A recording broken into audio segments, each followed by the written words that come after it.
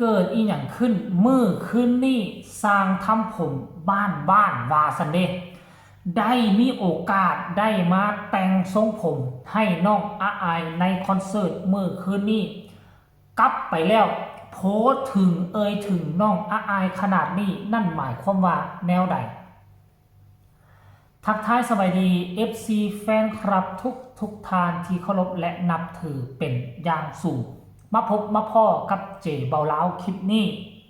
มีเรื่องเล่าข้อมูลข่าวสารเกี่ยวกับ FC แฟนคลับเกี่ยวกับร้านเสริมความงามหรือว่าห้านเสริมสวยในภาษาลาวนั่นเอง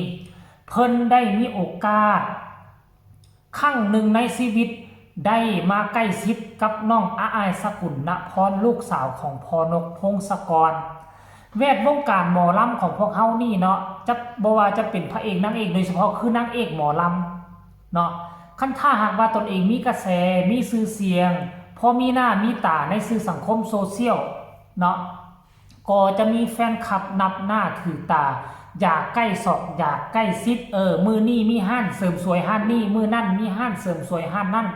มือนี่ไปอยู่จังหวัดนั่นก็จะมีห้านเสริมสวยอยู่จังหวัดนั่นเข้ามาตกแต่งดูแลทรงผมเนาะให้อยู่ตลอดเวลาน้องอาอายสกุลนพรก็เส้นเดียวกันก็เส้นเดียวกันเป็นคนโด่งคนดังประจำวงเสียงวิหกยกให้เป็นเบอร์หนึ่งทั้งอลังการโชว์ทั้งเสียงวิหกไปทั้งใดก็มีคนนับหน้าถือตาหลายคนอยากจะเข้ามาก็ยังเข้าหาบ่ได้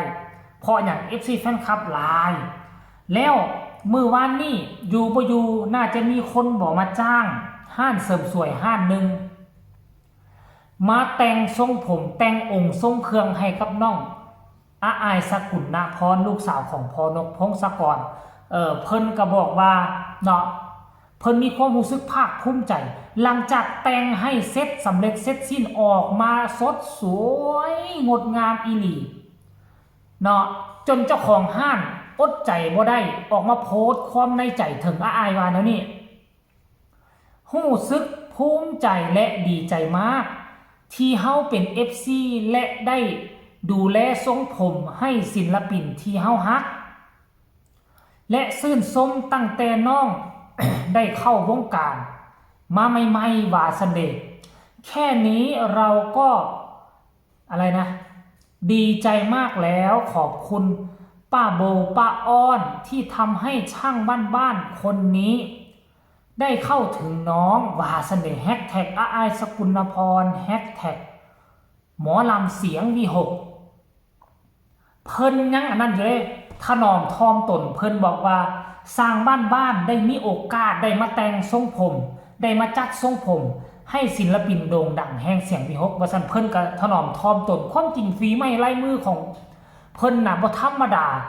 ขั้นกรณีมาถึกจ้างมาเฮ็ดทรงผมให้น้องอาอายสกุลนพรนั่นหมายความว่าห้านของเจ้าบ่แม่นห้านบ้านฝีไม้ลายมือของเจ้าบ่ธรรมดาต้องผ่านเกณฑ์แน่นอนจึงได้มาแต่ง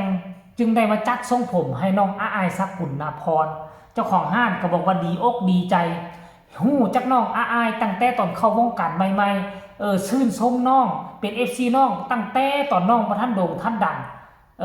ก็บ่คิดบ่ฝันว่าวันนี้จะได้มาใกล้ชิดน้องบ่คิดบ่ฝันว่าวันนี้จะได้มาแต่งองค์ทรงเครื่องให้น้องว่าเสน่ห์เนาะจะสวยจะงามขนาดใดอยากให้ทุกคนไปเบิ่งเนาะการแสดงของน้องอาอายกับพอนกพงศกรม่วนกุ๊บอยู่เทิงเวทีและสังเกตให้ดีๆว่าทรงผมค่ำคืนที่ผ่านมานี่เป็นแนวใดแล้วจังมาพ้อกันในช่วงต่อไปชมพร้อมๆกันเลยคนจะบอก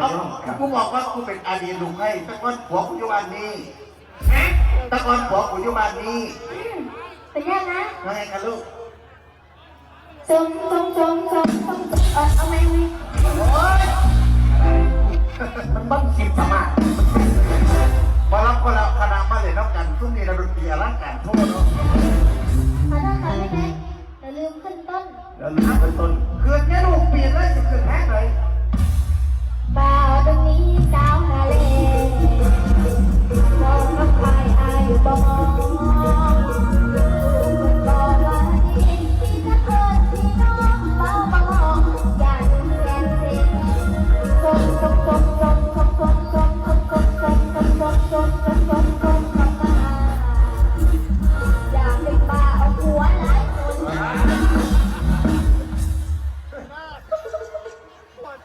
เอาดีดีรอมีหลายคนบอกพอคนนั้นยังมีเมียเอายืนหน้าเลยให้ยิ่งแถวแก่ๆก็แค่กว่า เห็นบ่ทุกคนและอีกตอนนี้ไปหน้าขั้นท่าหากว่าน้องโด่งดังไปกว่านี้บ่จำเป็นต้องใช้บริการบ่จำเป็นต้องจัดจ้างบ่จำเป็นต้องจ้างเงินมาเจ้าไปจังหวัดนั่นก็หากจะมีห้านเสริมสวยห้านเสริมความงามอยู่จังหวัดนั่นมาติดต่อมาหามาลิ่นจังหวัดนี่บ่พวกเฮาห้านนั่นห้านนี่เด้อพวกเฮาอยากจะมาแต่งองค์ทรงเครื่องให้แต่งทรงผมให้จัดทรงผมให้จะฮับหรือบ่ฮับเนาะเฮามีแบบอย่างให้เห็นแล้วเป็นต้นมันคืออุ๋งอิงนะอุ๋งอิงเพชรบ้านแพงนี่ถือว่าสุดยอดไปจังหวัดใดไปแขวงใดก็มีแต่คนแขวงนั่นก็มีแต่ห้านดังห้านนั่นห้านนี่ห้านเสริมความงามน่ะเสนอตัวเข้ามาเฮ็ดให้แบบฟรีๆเลยแล้วทั้ง YouTube ก็ไปถ่ายมื้อนี้ห้านเสริมสวยนั่นห้านเสริมสวยนี่เด้อมาซัพพอร์ตมาสนับสนุนนี่ก็มีซื้อเสียงไปตามๆกันท่านผู้ชม FC แฟนคลับนี่น้องอายก็กำลังไต่เต้าเดินตามหลังอุ๋งอิงไปติ๊กท่านผู้ชม FC แฟนคลับบ่คิดบ่ฝันว่ามันจะมีเรื่องราวดีๆแบบนี้คือเจบอเล่าว่าเนี่ยหลายห้านหลายคนอยากจะเสนอตัวเข้ามาอยากจะเข้าถึงศิลปินโด่งดังโดยเฉพาะคือน้องอายแห่งเสียงที่6นี่กะเข้ามาบ่ได้ยากเด้บ่ได้ง่ายได้ทุกคนบ่ได้ง่ายพอทุกมื้อนี้ก็มีผู้ใดเนาะแต่งหน้าแต่งตาให้น้องอายก็ได้เนาะอันนี้เป็นนิมิตหมายที่สำคัญนั่นว่าบ่งบอกว่าน้องมีชื่อเสียงขึ้นหลายแล้วที่ผ่านมาก็อาศัยพ่อแม่อยู่ในวงน้ำกันในแต่งองค์ทรงเครื่องให้น้องเนาะแต่ว่าทุกมื้อนี้น้องก็เริ่มแต่งหน้าให้ตนเองเป็นแล้วแต่ว่าการจัดทรงผมนี่ก็ต้องยังได้หาผู้อื่นอยู่ท่านผู้ชมก็ยังมีสร้างแต่งหน้าประจำตัวของพ่อนกพงศกรบอกเป็นผู้เฮ็ดให้ทุกมื้อนี่นะคันท่ากรณีว่าเฮามีชื่อเสียงแล้วห้านนั่นก็มาเฮ็ดห้านนี่ก็มาเฮ็ดห้านเขาก็อยากมาเกาะกระแสทุกห้านที่เกี่ยวกับการแต่งตัวนะก็อยากมาเกาะกระแสการที่ได้มาแต่งให้คนดังระดับนี้มาถ่ายแล้วไปโพสต์อยู่ในเพจของห้านตนเองมันก็จะมีชื่อ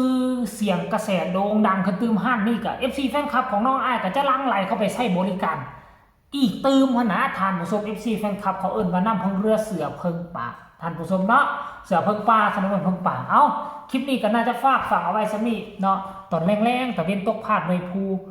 กำลังจะกินข้าวกินน้ำจบคลิปนี้ก็น่าจะแต่งอยู่ข้อกินแล้วก็กินข้าวกินน้ำเนาะคลิปนี้ก็น่าจะฝากฝังไว้น้ำอ้อมใจ